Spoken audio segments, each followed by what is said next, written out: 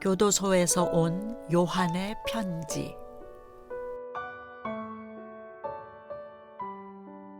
디모데가 광주교도소에서 복음을 전하고 동생으로 생각하는 형제가 자신이 그곳을 떠난 후 혼자 외로움 속에서 다시 마음이 약해지는 모습을 보고 가슴 아파하며 걱정을 하면서 적극 면회를 가주기를 요청했는데, 이렇게 행복동 가족들에게 다시 한 가족이 늘어나게 되니 그 또한 축복으로 다가옵니다.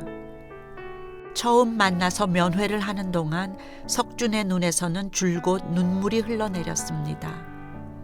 13년 동안 아무도 찾아오지 않던 인생, 너무나 슬프고 암울한 인생을 살던 한 생명이 교도소에서 일생을 지내야 된다는 사실이 너무나 가슴이 아팠습니다. 하나님께서 그런 영혼을 다시 보듬어 줄 수 있게 해주셔서 감사합니다.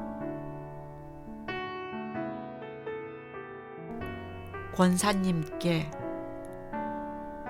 따스한 햇살이 내리쬐는 오후 쉬는 시간을 잠시 이용하여 권사님께 서신을 올립니다. 권사님, 그동안도 주님 안에서 평안하셨습니까? 오늘 아침에도 눈을 떠 감사기도 드리면서 권사님을 위한 기도도 잊지 않고 드리며 하루를 시작하였습니다. 권사님, 보내주신 서신을 감사히 기쁘게 잘 받았습니다.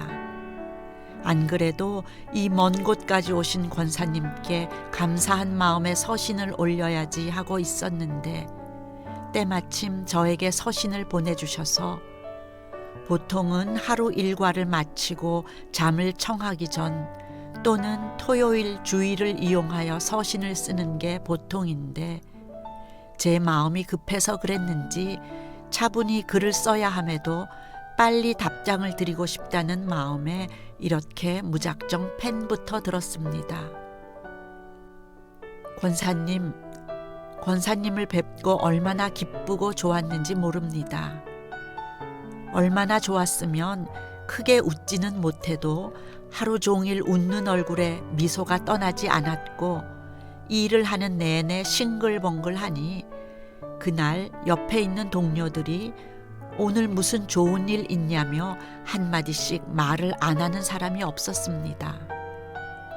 평소 그리 과묵한 편은 아니지만 일을 할 때나 무엇에 집중할 때는 꼭 필요한 말 아니고서는 말을 잘 하지도 않는데, 주위 사람들도 그런 저의 모습이 참으로 신기했는지 그냥 볼 때마다 한마디씩 다 거들더군요.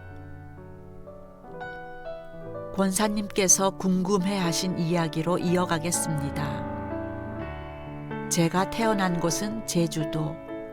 이남 일녀 중 둘째로 태어나 제가 3살 때쯤 서울로 올라와 몇 년을 살고 다시 성남으로 이사해서 제가 이곳 교도소에 오기 전까지 살았습니다. 평소 부지런하셨던 부모님 밑에서 여느 가정의 아이들처럼 평범하게 살았던 저였습니다. 허나 이런 평범한 생활도 그리 오래가지 못했습니다. 여러 가지 악재가 한꺼번에 몰려왔고, 이로 인한 두 분의 잦은 부부싸움으로 평온했던 저희 집안은 한순간 폭력과 분란이 가득한 가정이 되어버렸고, 어린 3남매는 늘 불안에 떨며 하루하루를 어렵게 살아야만 했습니다.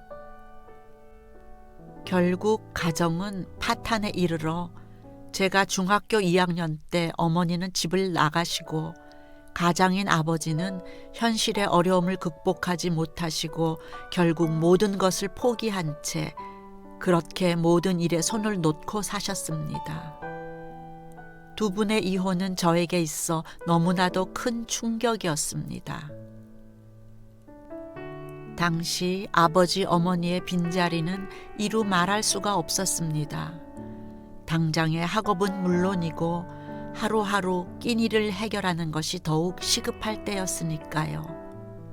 외가 친척들에게 도움을 요청해보고 평소 잘 알고 지내던 가까운 모든 분들에게 도움을 구했지만 결국 돌아오는 것은 그들의 차가운 외면만 있었을 뿐이었습니다. 어릴 적부터 저희 집에 함께 살아서 가족 같았던 외가 식구들의 돌변한 태도는 저의 마음을 더욱 아프게 했습니다.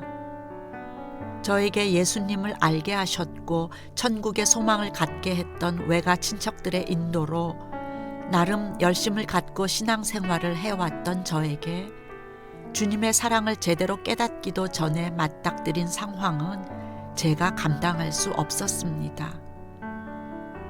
아무것도 할 수 있는 게 없던 저는 그렇게 눈물로 현실을 받아들여야만 했고 어느 순간부터 삐뚤어진 마음의 씨앗은 점점 더 제 마음 속에서 커지고 있었습니다. 결국 선한 삶을 떠나 죄의 길을 걷게 되어 사춘기 때의 반항적인 삶은 저의 성품을 점차 나쁘게 변화시켜 현재의 모습으로 살게 되었습니다. 삐뚤어진 마음, 삐뚤어진 시선, 세상을 삐딱하게만 바라보았던 그 대가는 결국 출구가 없는 괴로운 시간으로 이어졌고 세상적인 불법과 죄악은 반드시 사망에 이르게 된다는 엄연한 사실을 뒤늦게 알게 된 것이지요. 그 후 이곳에서 수감자의 생활을 하게 되면서도 하루하루 희망 없이 살아가기는 마찬가지였습니다. 그냥 모든 것을 포기하며 아무 의미 없이 망연자실하게 살아왔으니까요. 그렇게 하나님을 잊고 지내왔던 수많은 시간들이 흘러 교도소에서 아무 희망 없는 나날을 살아가던 저의 차가운 손을 잡아주며 주님의 사랑으로 저를 붙들어준 분이 바로 디모데 형이었습니다.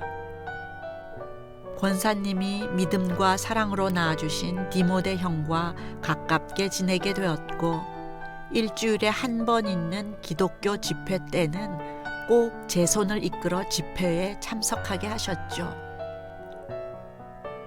디모데 형은 저를 성가대로 이끌어 주셨고 굳어져서 영원히 풀리지 않을 것 같았던 부정적이던 마음이 풀리고 예수님이 제 안에 함께하고 계심을 확신할 수 있었던 시간들이었습니다. 어린 시절부터 수많은 상처를 겪었던 시간들, 그때도 늘 저와 함께 하셨던 아버지 하나님, 이제나 저제나 다시 아버지의 품으로 돌아오기만을 기다리셨던 위로의 아버지 하나님, 한 영혼이 천하보다 귀하다고 말씀하신 주님의 사랑에 저는 두말 않고 아버지께 무릎을 꿇었습니다. 그 어떤 말과 수식이 필요 없이 아버지 하나님께 그동안의 삶에 대한 모든 잘못을 회개했고 그의 계명대로 앞으로의 삶을 살겠다 하였습니다. 매 순간 하나님의 살아계심과 저를 사랑하심을 체험케 하시고 주님의 자녀로 살아갈 수 있도록 허락해 주시는 주님께 감사를 드리며 이 모든 기쁨 또한 하나님께 영광으로 돌립니다.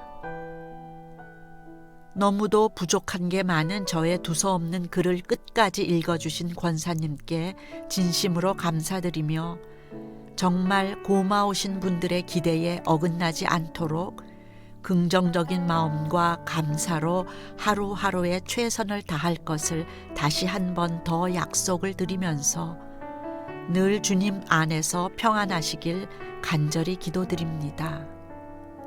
고석준 올림.